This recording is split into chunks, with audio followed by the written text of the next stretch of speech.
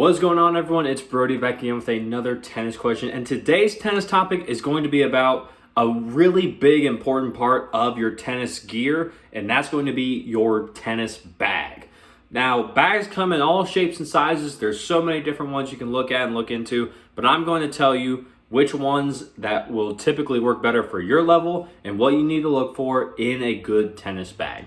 So, the very first thing that you want to start off with, if you're a beginner, you got maybe one racket. You may not need a tennis bag. If you're driving or you have the ability to drive, then you can usually just keep everything in your car or in the house.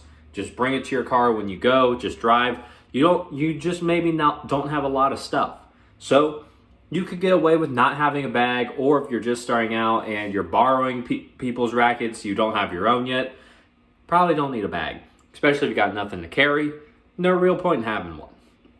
Now, once you get up to having at least one racket, and maybe even two, this is when you can start looking into some of the bags. There's different types. There's drawstring bags, which can sometimes fit the racket, but the handle sticks out, and then you have to deal with that, as well as the racket takes up a lot of the room.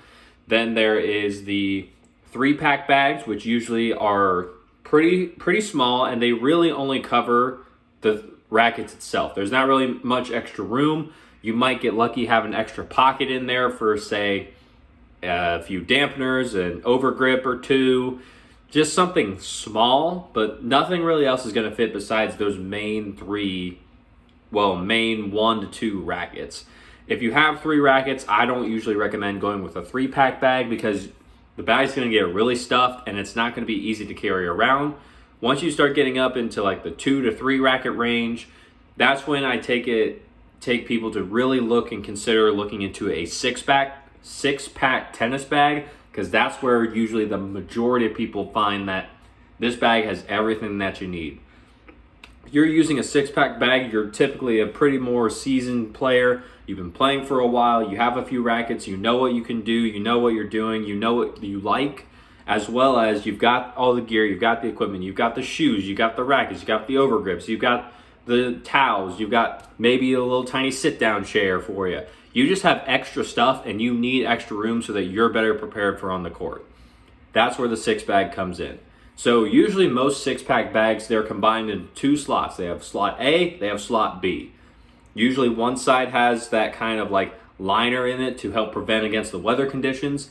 That side, that's the one that you put your rackets in so that they can stay fresh and not get affected by the cold, the heat, whatever else is going on outside.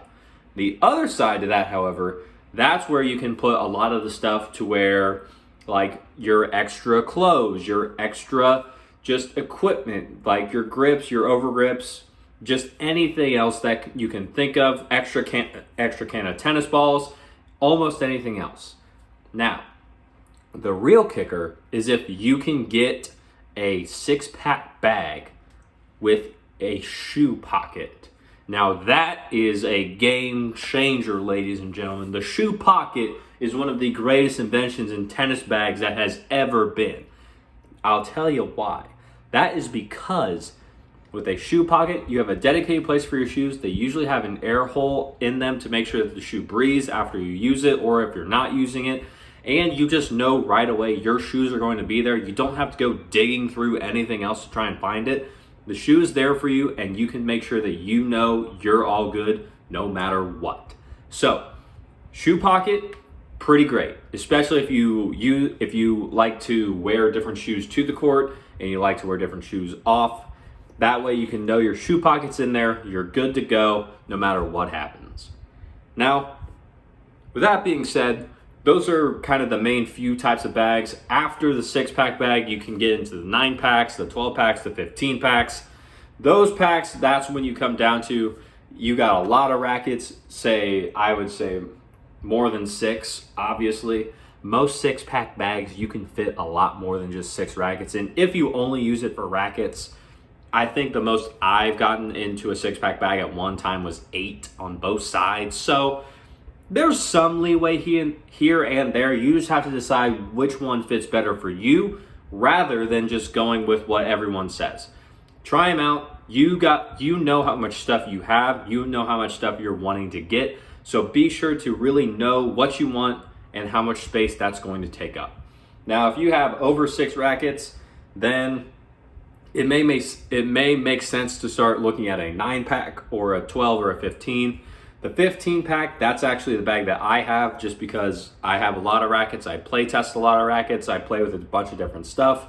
And the bigger the excuse me, the bigger the bag, typically the more pockets you have. So if you have if you want a separate pocket for your clothes so that they can air out, if you want a separate pocket for the shoe pocket, which is usually pretty standard once you get to 6-pack and above, you also have, say, where you can store tennis balls or just cans of them, or if you want your grips, extra grips, change, if you keep your wallet in there. There's a ton of stuff you can do in the extra giant bags. You just have to determine what you like, what you want, what you have, and see if it warrants going to that bigger bag. Sometimes it does, sometimes it doesn't. If you have 2 rackets and barely any stuff, don't even waste your time with a 15-pack. It's too big, too much space. You don't need to fill it. You'll fill it with junk, because if you have the space available, you're gonna fill it with something. And if it's not helping with your tennis, you don't need to put it in the bag. So, that being said, I hope you enjoyed this video. If you liked it, leave a like on it. Comment down below any more questions that you may have, as well as subscribe to the channel so that we can grow this channel and just get rid of a lot of the tennis misinformation that's in the tennis community. I saw a lot of it going around, and that's why I took it upon myself to make this YouTube channel, so we can get the information from the people who have it to the people who need it. And with that being said, as always, take care.